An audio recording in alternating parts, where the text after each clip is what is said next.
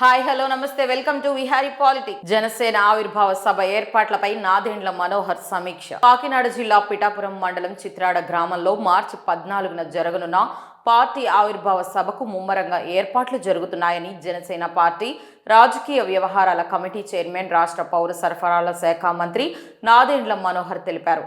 కాకినాడలో ఏర్పాటు చేసిన కంట్రోల్ రూమ్లో సోమవారం మీడియా సమావేశంలో ఆయన మాట్లాడుతూ ఈ సభ దాదాపు 5 గంటల పాటు సాగుతుందన్నారు. మన భాష, యాస, సంస్కృతి ప్రతిబింబించేలా కల్చరల్ ప్రోగ్రామ్స్ ఏర్పాటు చేశామన్నారు. సభకు పెద్ద ఎత్తున కార్యకర్తలు, అభిమానులు తరలి రానున్న దృష్ట్యా వారికి ఎలాంటి ఇబ్బందులు ఎదురు కాకుండా జాగ్రత్తలు తీసుకుంటున్నామన్నారు. ముఖ్యంగా తిరుగు ప్రయాణంలో భోజనానికి ఇబ్బంది కలగకుండా ముఖ్యమైన 4 రహదారుల్లో భోజన వసతులు ఏర్పాటు చేస్తామన్నారు. సభలో యువతకు మాట్లాడే అవకాశం కల్పించాలని పార్టీ అధ్యక్షుడు పవన్ కళ్యాణ్ ఆదేశించారన్నారు. రైతు, మహిళా ప్రతినిధులు మాట్లాడతారన్నారు. కూటమి ప్రభుత్వం చేపట్టిన సంక్షేమ కార్యక్రమాలు, భవిష్యత్తులో చేపట్టబోయే కార్యక్రమాలపై పవన్ మాట్లాడతారని పేర్కొన్నారు. సభ పూర్తయిన అనంతరం సరౌండింగ్స్ క్లీన్ చేయడానికి ప్రత్యేక కమిటీని నియమించాలని పవన్ స్పష్టం చేశారన్నారు.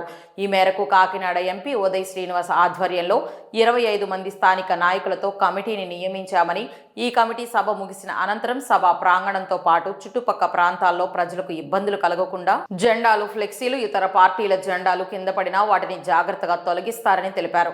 సభకు తరలి వచ్చే కార్యకర్తల కోసం మజ్జిగ, వాటర్, ఓఆర్ఎస్ ప్యాకెట్స్ సిద్ధం చేస్తున్నామన్నారు. డిప్యూటీ సీఎం పవన్ కళ్యాణ్ సభకు హాజరవుతున్నందున ఆయన భద్రతా పరంగా తీసుకోవాల్సిన జాగ్రత్తలు పోలీస్ డిపార్ట్మెంట్ తీసుకుంటున్నారన్నారు. ఇందుకోసం 75 సీసీ కెమెరాలతో నిఘా ఏర్పాటు చేస్తున్నామని తెలిపారు. జనసేన ఆవిర్భావ సభకు తరలి వచ్చే లక్షలాది మంది కార్యకర్తలు, అభిమానులు, ప్రజలకు ఎటువంటి ఇబ్బంది లేకుండా భద్రతా ఏర్పాట్లు చేయాలని జనసేన పార్టీ రాజకీయ వ్యవహారాల కమిటీ చైర్మన్, రాష్ట్ర పౌర సరఫరాల శాఖ మంత్రి నాదెండ్ల మనోహర్ సూచించారు. పిఠాపురం మండలం చిత్రాడ శివారులో ఎస్బీ వెంచర్స్ ఆవరణలో ఈ నెల 14న జరగనున్న 12వ ఆవిర్భావ దినోత్సవ వేడుకలు, సభ ఏర్పాట్లను ఆయన జిల్లా ఎస్పీ బిందు మాధవ్తో కలిసి సోమవారం సాయంత్రం పరిశీలించారు.